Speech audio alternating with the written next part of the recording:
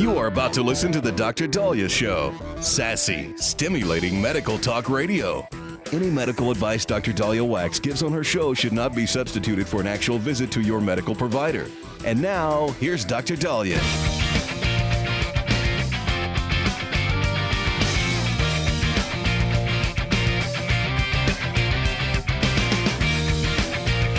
All right, we are back on the Dr. Dahlia Show. Thank you all for tuning in.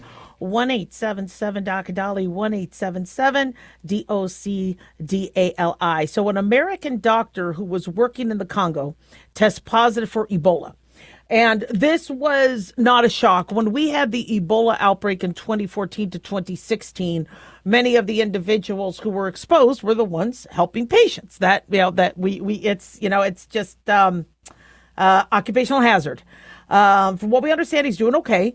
But he was working with a medical missionary organization in the Democratic Republic of Congo, has tested positive for Ebola, and he's not in America now.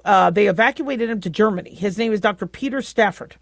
So he's receiving treatment in Germany, according to missionary group Surge. Now, 131 people are so far believed to have died from the latest outbreak. If you remember, 2014 to 2016, we lost about 11,600. We don't want to go anywhere near that. We don't want to see anybody die from this.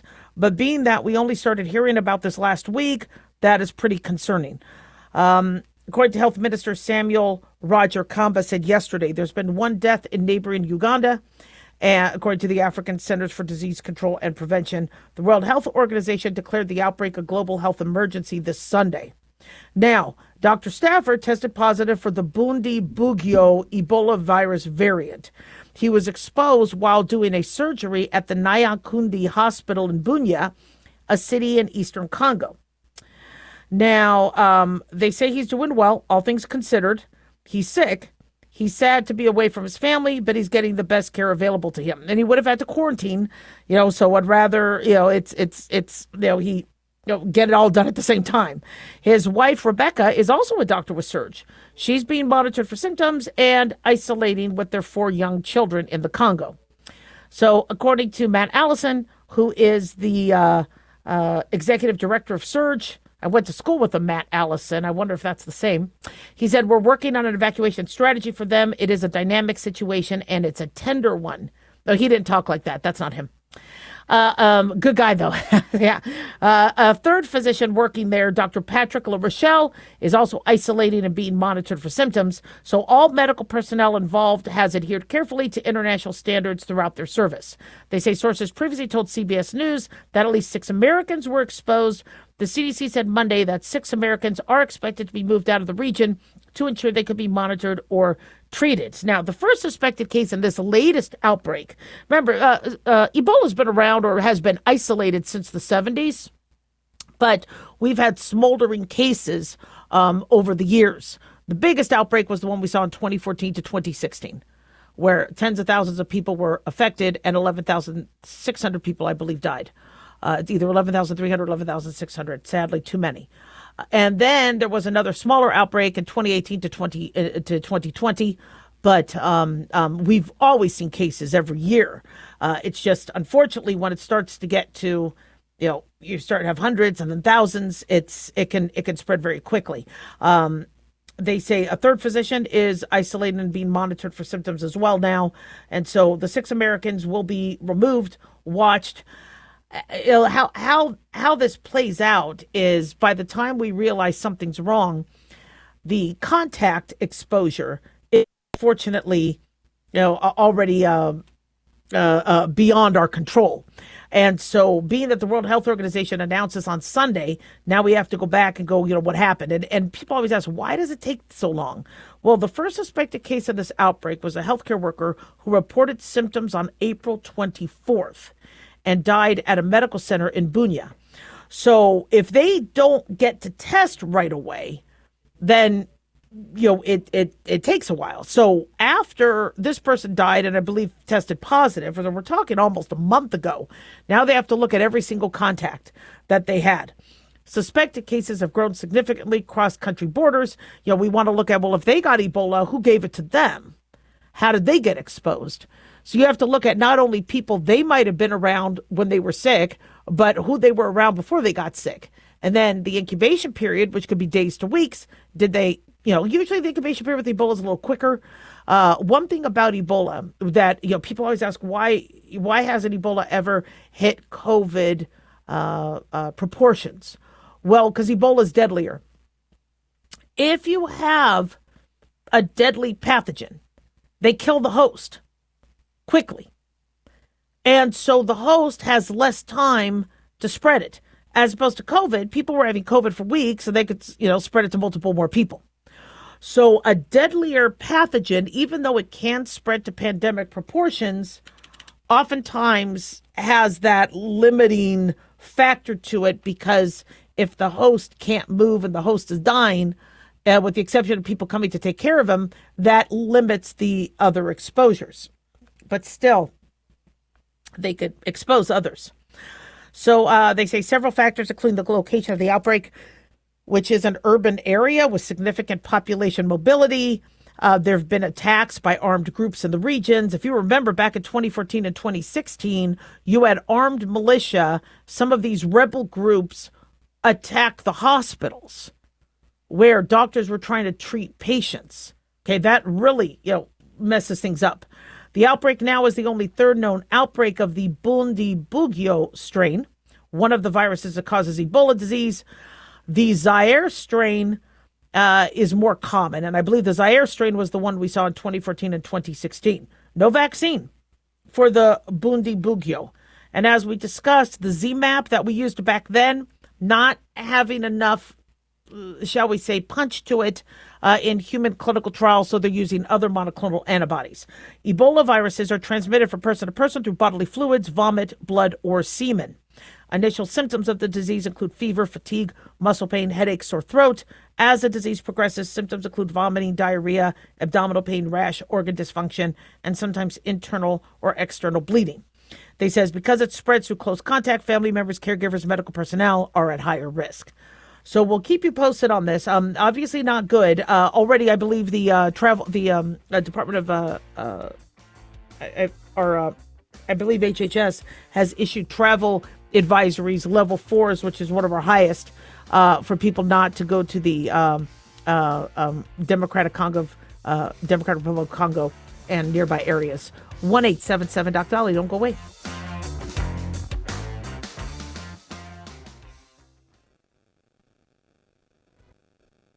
Have you ever thought you'd like to buy and sell houses but didn't know how or where to get the money? My name is Ron LeGrand, and over the past 40 years, I've bought over 3,000 houses without using my money or credit and taught thousands to do the same. Today, even in a virtual environment, we buy nice houses in nice neighborhoods using no banks, realtors, contractors, or other costly entanglements, and build huge cash flow and wealth without the hassle of tenants, all without credit and little or no money. You don't need a license or experience, and I'll show you exactly how it's done. Text FREE to 99799, and I'll send you my free training.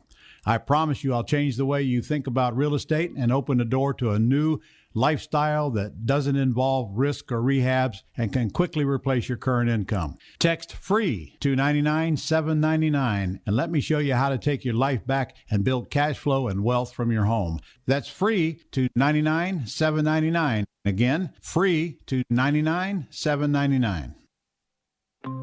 Hi, it's Mark Falter, host of the Financial Fitness Show. I strongly believe that no one should ever pay 1 penny more in taxes than they are legally obligated.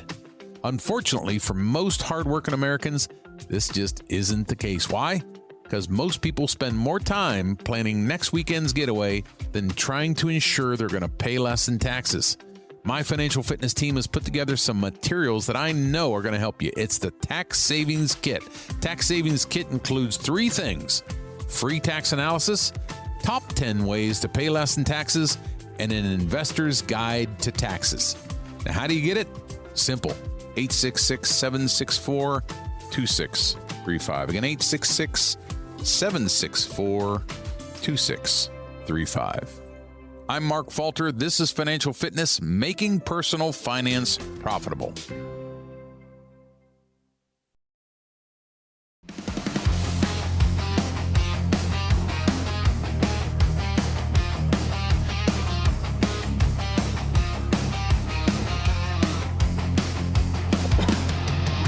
back on the Dr. Dahlia Show. Thank you all for tuning in. 1-877-DOC-DALI, 1-877-DOC-DALI. Big thanks to Talk Media Network for making the show happen. Big thanks to Daniel, our producer, and big thanks to y'all for tuning in. We really do appreciate it. Don't forget to follow us on Twitter, which is now Doctor spelled out. We're working on the new account. Don't know what glitch happened there. Follow us on Facebook at the Dr. Dahlia Show, and on YouTube, click like and subscribe. So this was horrifying. What happened at the Islamic Center of San Diego yesterday? At 11:43 a.m., two men started shooting. The mosque is, I believe, one of the largest in San Diego County. It's in the San Diego's Claremont neighborhood. And there were kids, women, men, people in prayer. Officers were able to get there within 4 minutes. Unfortunately, 3 men died in front of the mosque. One of the men was a security guard who was pivotal in preventing more bloodshed, according to, let me give credit where credit is due, a police chief, Scott Wall, gave his life to save others. And we are still getting details on the other 2 who had died. The victims have not been identified yet because obviously they want to notify the family. And Imam from the Islamic Center said all teachers, students, and other school staff members who were at the mosque were safe. As the officers deployed, according to NBC News, what Wall described as an active shooter response at the mosque and an adjacent school, more gunfire was reported blocks away. Apparently, a landscaper who was working in the area was shot at, but thank God not struck. Less than a quarter mile from the landscaper, police found a vehicle in the middle of the street with 2 teenagers believed to be the shooters inside. Both are believed to have died by self-inflicted gunshot wounds. The suspects have been identified as Kane Clark, 17 years old, and Caleb Vasquez, 18. Clark attended high school virtually and was set to graduate later this month. Now, interestingly, the mom of the 17-year-old notified police before this happened. Apparently, Kane Clark, the 17-year-old, had left a note, and the mom reported to police that her son was suicidal and potentially armed with weapons. So the officers were already searching for the teenager right as he was opening fire. As I said, they killed 3 teenagers and found in the car near the mosque with self-inflicted gunshot wounds. Sources told Daily Mail and the LA Times that when officers searched Clark's home about 2 miles from the mosque, they discovered a suicide note writing about racial pride, a gas canister emblazoned with a Nazi SS sticker on its side. Who sells these things? Who sells these Nazi stickers? And then there was I guess there was a lot of hate filled in this note. The suspects were found, I guess, at a BMW. Clark was enrolled in a virtual learning academy at the San Diego Unified School District. He was previously a star wrestler at Madison High School, but had only been attending classes online for some time. Officials said he spiraled into hate speech. His grandparents, David and Deborah Clark, told CNN that they are completely stunned, heartbroken by the tragedy, said they're trying to process this, and we're very sorry for what happened. I'm just blown away that somebody could be that hateful and somebody wanting to cause such mayhem. But they say hours before the tragedy, the San Diego Police Department did get a call from the teenager's mom, concerned he was suicidal.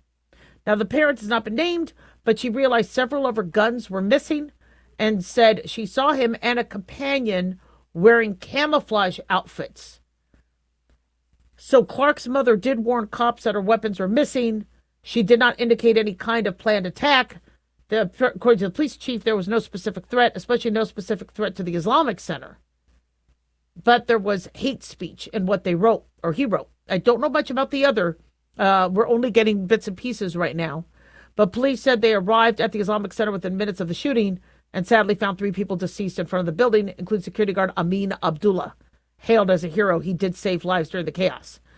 While, when you look at something like this and you see the kids leaving and in very orderly fashion, and in their head coverings and keffiyehs we forget how traumatizing that is for a kid to think that their life is going to be in jeopardy and that somebody would try to kill them. Why? For being Muslim? Now, it's for those populations that have never had that happen to them, and had to have family flee. I mean, hearing my grandparents having to flee Nazi Germany and Nazi occupied Austria, as a kid, I'm just blown. I mean, I only got secondhand information, but it was real to me, and it started to fade now because I felt safe. I'm blessed by the cloak of freedom that America provides us and the security we get. But then you saw what happened with the Hamas attack, and people at a kibbutz or at a peace festival getting attacked, shot, raped, stabbed while being raped, lit on fire, just horrible things. There are people out there that are disgusting, that want to kill, and it's not just they want to go after Jews. They'll go after anybody.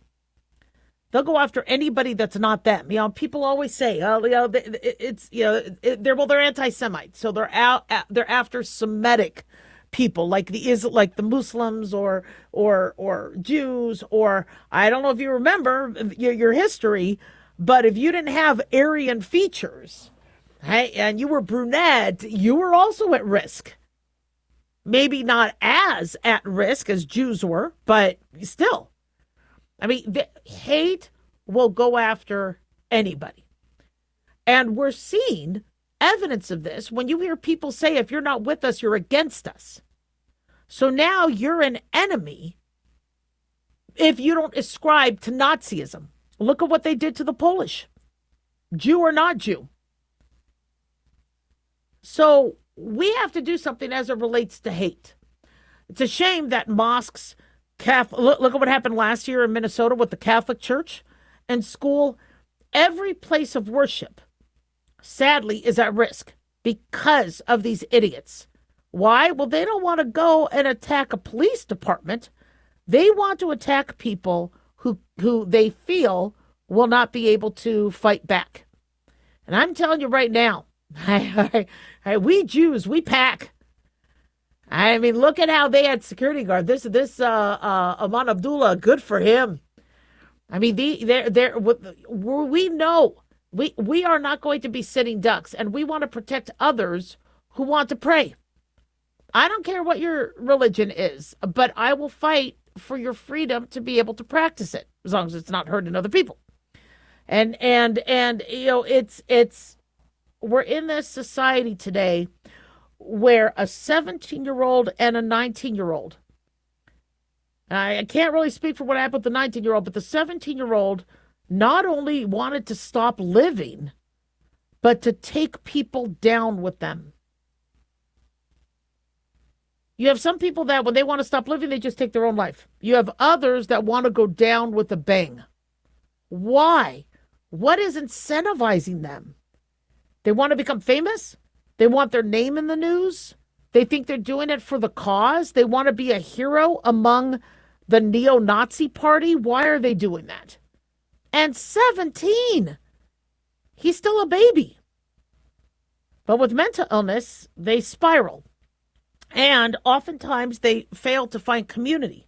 So they might find community in individuals that are looking for vulnerable people and can tap in on that mental illness or hate or wanting to destroy. And that's what they do. When people get radicalized, it's not the person who's thinking logically and going, I want to be, a good citizen of the community, and I want to do community service, and I want to help out, and I maybe want to run for office. And no, it's they look for the people who feel like society turned their back on them. And again, not founded, but that have that perception or that delusion. People who feel that other people hate them, or they feel that their cause is to get rid of humans or get rid of others, whatever their crazy cause is. and they get radicalized. They get found. How did the Nazis find this 17-year-old and this 18-year-old? And then they try to shoot up a mosque. People ask, why are we still having students going to school virtually? Because we allowed that to happen with COVID. And even though that might help some individuals who are bullied or dealing with COVID, it's not allowing them to be seen by others. And teachers pick up on a lot. So they're hiding in their mom's basement. 1-877 Doc Dolly, don't go away.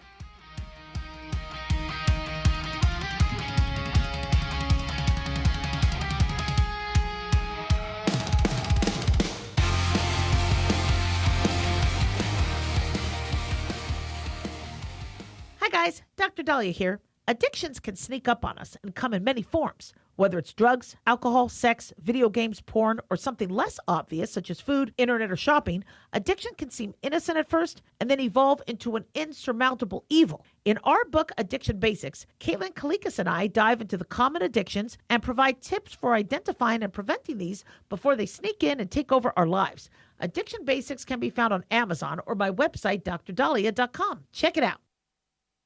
Carl Amari here to tell you about our newest website for old-time radio lovers. It's 100radioshows.com. At this site, there are 5 old-time radio shows waiting for you to download free as our gift to you, and be sure to browse the additional 700 old-time radio shows available to you for 70% off by using the promo code RADIO at checkout. This is a limited-time offer, so log on to 100radioshows.com. That's 100radioshows.com.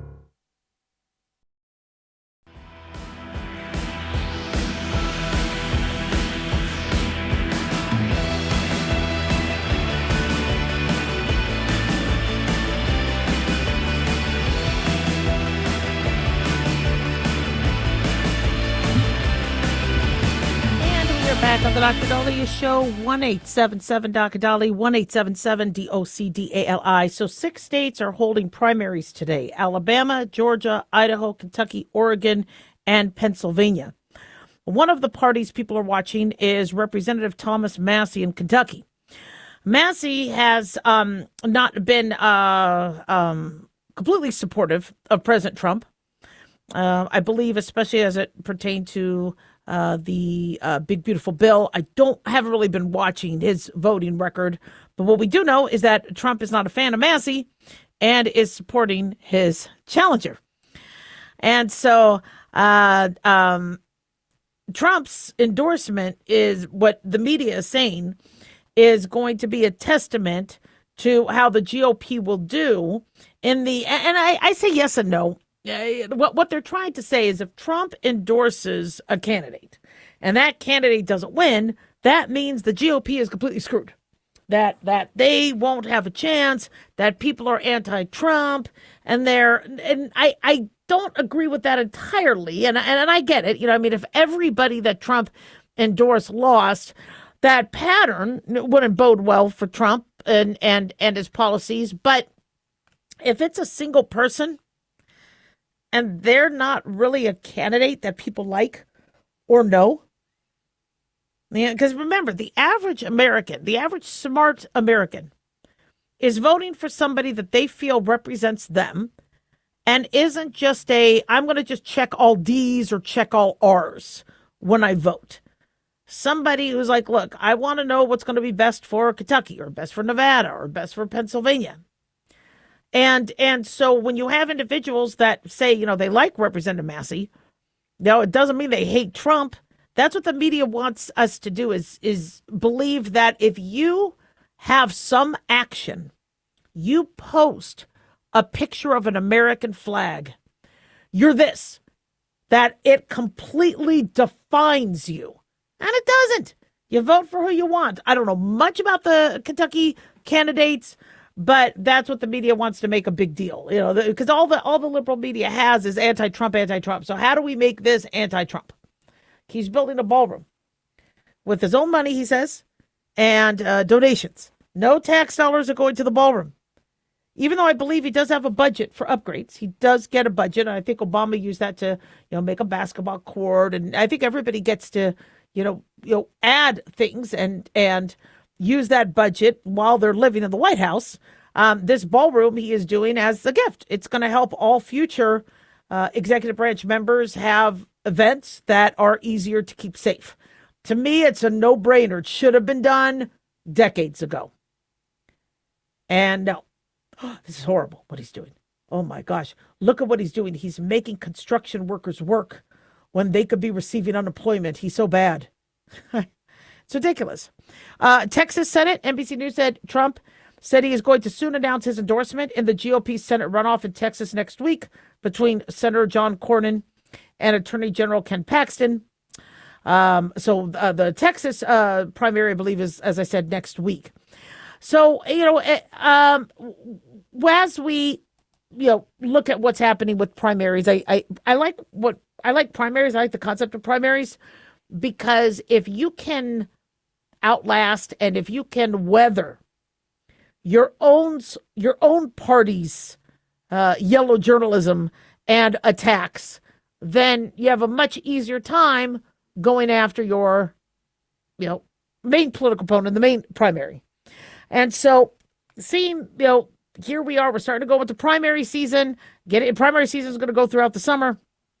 It's going to be pretty telling on, but you also have to be careful too, because if you want your candidate to win, you can't be sitting there ripping them to pieces publicly, and then that gets used against him. So it's very interesting. I find that whole concept fascinating. Ed Gallring is the Trump-backed candidate in Kentucky. I'm not sure how he's doing in the polls. It seems like Thomas Massey is favored, but seeing that Trump is backing Ed, we'll see what happens. GOP primaries in Indiana and Louisiana have also kind of looked at how incumbents, might be, leaving for new people. The idea that you have to support Trump's agenda to get reelected is a tricky one. You're seeing the media say, well, Trump's trying to suppress. He's trying to. Here's the thing. If Trump wants a secure border and you're not on board with that, that is suspect. If Trump wants to do Trump accounts, he wants to lower healthcare prices. If he wants to ensure that Iran doesn't have a nuclear weapon, for me as a voter, those things to me make sense.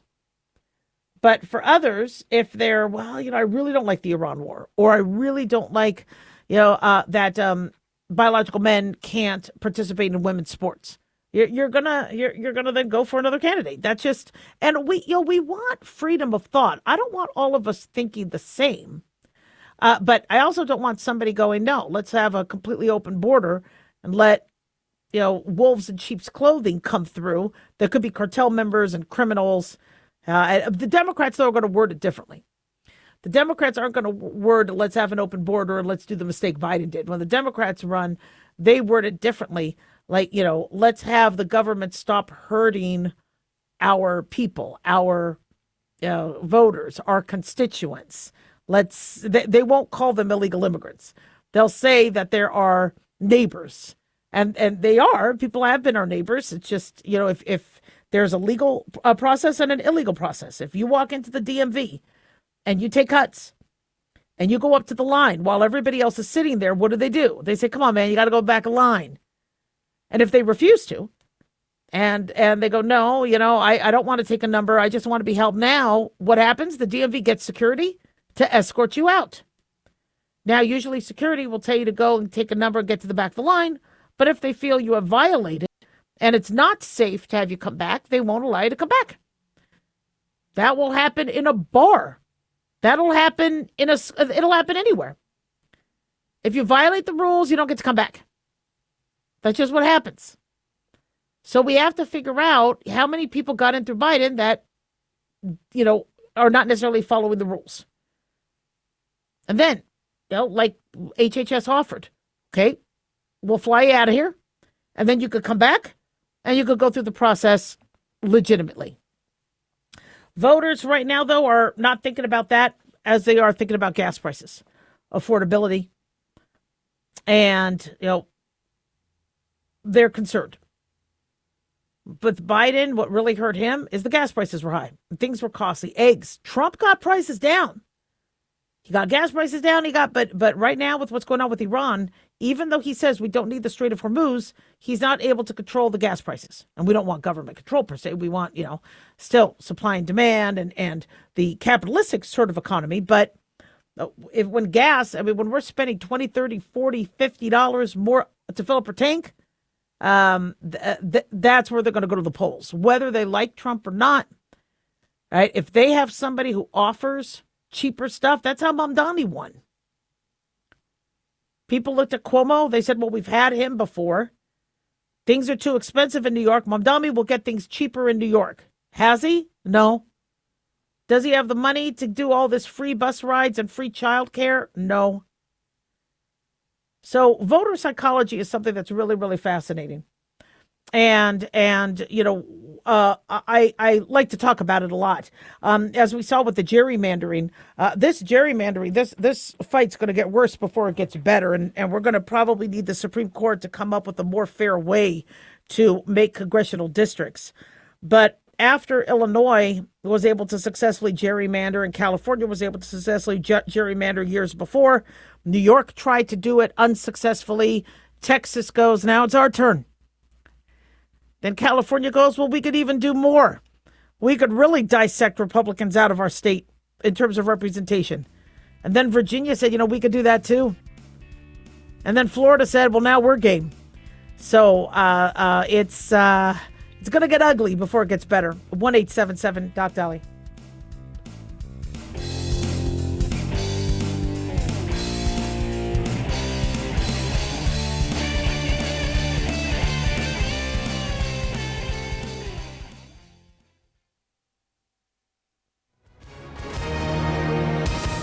Hi, everyone. If you've been injured in an accident and think you deserve compensation, listen up. We have legal professionals standing by right now to answer your questions for free. They'll tell you if you have a case and how much it's potentially worth. Call 800-710-5100. I'm here with spokesman John Wolf. So, John, tell our listeners who should call right now. Well, Maria, first off, thank you for having me join you to answer the listeners' questions. Now, as far as who should call in, anyone who's been injured in an accident and think you deserve compensation, give us a call right now and find out how much your case is potentially worth. Call 800-710-5100.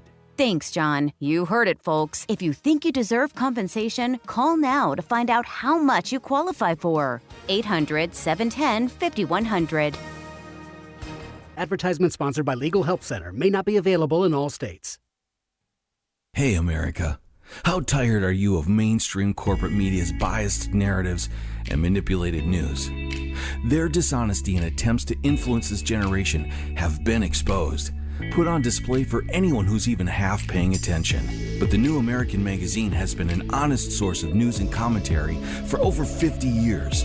This is your opportunity to receive the stalwart of principled journalism at a deep discount. Picture a beautifully published magazine arriving at your doorstep twice a month, packed with insightful stories written with integrity. It's also available digitally on the New American's mobile app. Get up to speed with intelligent coverage from a freedom perspective. Right now, for a limited time, the New American is available to radio listeners at a 25% discount on a new subscription. Visit thenewamerican.com/radio25 and receive 25% off. Subscribe today at thenewamerican.com/radio25.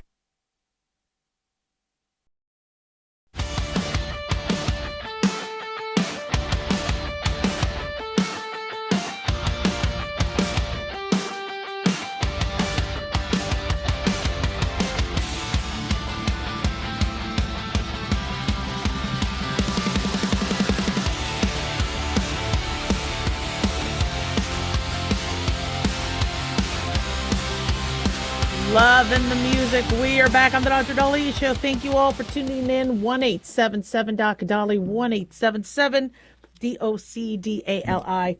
Don't forget to follow us on Twitter or X at Dr. Dahlia. Dr. Dahlia spelled out. Facebook, the Dr. Dahlia Show, and on YouTube, click like and subscribe. So last week we talked about that there was a graduation where the students started to boo this tech when they were talking about AI is the next industrial revolution. And she's like all excited, thinking everybody's like, oh, this is a great speech. Instead, she got booed. And she got booed pretty badly. Because if you're speaking to thousands of students who just spent tens of thousands of dollars for their diploma, and they think that the job is going to get replaced, now they're not going to be very happy. In fact, another commencement speaker, although I like how he handled it, he got booed. Let me give you credit where credit is due. By the way, as I said this before, I can't believe people boo. I'll boo if the person wants to boo. It's like, let's say, he's like, yeah, I'm a Dallas Cowboy fan, but we were playing the Commanders, and boo. Yeah, I mean, if it's fun play, but I wouldn't boo a speaker. You'd get in trouble for that growing up. Now people are like, oh, I will boo and I'll protest and all whatever, and they're there to make a speech. Let them get through the speech. But I understand that people are pretty ticked off. And sometimes the only way to convey that you're not happy and that things suck is to let these people who actually, the fact that first speaker, I wish I could remember her name, she was shocked that people were unhappy about AI. Well, she's a suit. She has probably a multiple 6-figure, maybe 7-figure job. And maybe their head is so far in the clouds or up the retroperitoneum that they just don't understand that the average worker is not happy with it. So in that particular case, I really do kind of condone the boos, because I think that's the only way to reach out to these CEOs and go, guys, come on, man. This is not good. But Eric Schmidt, the former CEO of Google, addressed students and their families at U of A's, University of Arizona's graduation ceremony. So he discussed, according to Intelligencer, he discussed the expansive changes that technology has on society, saying that the same platforms are help to amplify different kinds of voices, degraded the public square. But anyway, while he's talking about AI, the crowd starts to boo. He said that the new technology is going to touch every profession in every classroom. So they're like, oh, God, no. So he stopped and goes, I know what many of you are feeling about that. I can hear you, which is good. When, that's most important. You ought to be heard. Now, if you guys ever have marital issues, big part of that is thinking you're not getting hurt, which is why we teach people to listen, shut up for a second, and let them know, and say, I hear you. People want to be heard, and these students want to be heard. So he goes, look, there is a fear. There is a fear in your generation that the future has already been written, that the machines are coming, that the jobs are evaporating, that the climate is breaking, that politics are fractured, and that you are inheriting a mess that you did not create. Okay, so remember the 3 E's: engagement, educate, and enlist. So he just engaged them. Like, I hear you. This is what you're thinking. So now the listener's like, okay, wait a second. Okay, he gets me. I get he's a former CEO of Google, and this guy is more money in his pocket than I will ever have in my bank for a lifetime. But okay, all right, he's okay. He read my mind. Engaged. And then he goes on to educate, and he educated them on saying that widespread adoption of AI is inevitable. He said, do not surrender their agency. They say the question is not whether AI will shape the world. It will. The question is whether you will have shaped artificial intelligence. Now, I know those of us sitting here are like, really? I mean, come on, man. Yeah, I'm not going to have any power to shape this. But the point was where he educated them as AI is coming. AI is here to stay. So enlist, okay? Make yourselves AI safe. Find jobs in AI. Embrace it somehow. I don't know how. If I could advise you guys on how to do that, I'm seeing what the average college student sees. This is going to be a way for companies to save on staff. AI will not have a workers' comp case. AI will not sue their employer for sexual harassment. AI will not take a year off for maternity leave and paternity leave. AI will not call out sick when you need somebody. This is humans have basically pushed themselves out of the market. And when you have a company begging for somebody to show up to work so they don't have to close early, and there's an option where they could still serve customers whether, their staff show up or not, that's going to win. So then where will the jobs be? Well, everybody says, well, the jobs will be in AI. It'll be in somebody needs to supervise the AI. Somebody needs to do the tech with computers. I mean, there will be jobs. We're still going to need surgeons. Even though we have robotic surgery, you still need a human to oversee the robot. Remember, the lawyers may actually, and I know a lot of you guys are going to fall out of your chairs with this one, but the lawyers are going to be the ones that'll help us keep our jobs for some of us. Yeah. So you might have to thank a lawyer. Because I'm serious, guys. You might have to thank a lawyer, because all it takes is somebody suing that the AI medical software screwed them over, or that the robotic arm, remember there was a robotic arm that smacked the woman who was under having a total abdominal hysterectomy or a total vaginal hysterectomy. It smacked her in the face. I mean, somebody's going to sue. And if a company doesn't want to get sued, they're going to have to make sure there's somebody accountable to take the blame, to get fired, and to make sure that the AI is doing what they're supposed to. The problem is one person overseeing what used to be a whole corporation of people. There will be jobs lost. Now, Eric Schmidt, I think he was, I forget about what, I think he was named in the Epstein file, so I don't know much about him. And I know that, people were kind of concerned that he was speaking. But Gloria Caulfield was the other executive who was booed. She worked with a real estate development company, Tavistock Development Company. When she addressed the students of the rise of artificial intelligence as the next industrial revolution, she got booed. So we have smartphones, we have computers, and they did displace jobs. But for the most part, we were still able to find work. Work still had to be done, the trades especially.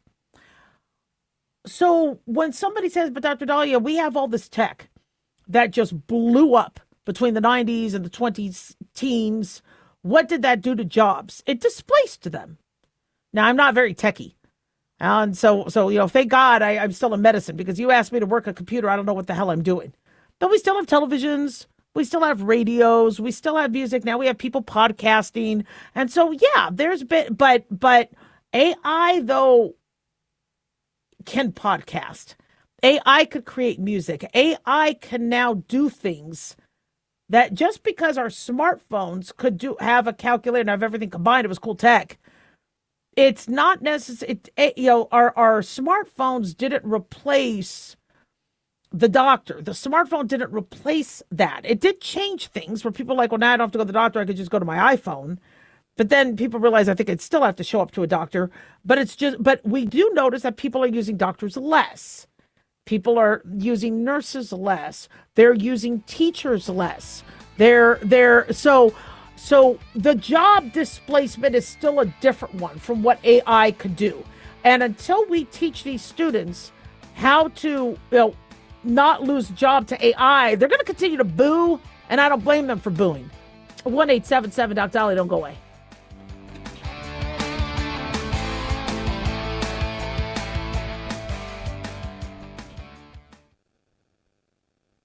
Looking for an easy read that can actually help secure someone's future? Pick up a copy of Mark Falter's book, Common Sense Income Strategies. For the past 30-plus years, Mark has helped thousands of hardworking Americans secure their financial future by using strategies that continue to create wealth, whether the market is up or down. Strategies that will make perfect sense once you take the time to read this powerful book. Common Sense Income Strategies brings to you what Mark has been teaching in person and talking about on the radio for decades. It's not rocket science, it's a pretty easy read. You've worked too long and too hard not to see the fruits of your labor. Common Sense Income Strategies is available now on Amazon or by calling 866-764-2635. That's 866-764-2635. Common Sense Income Strategies by Financial Fitness Show host Mark Falter. Secure your financial future today.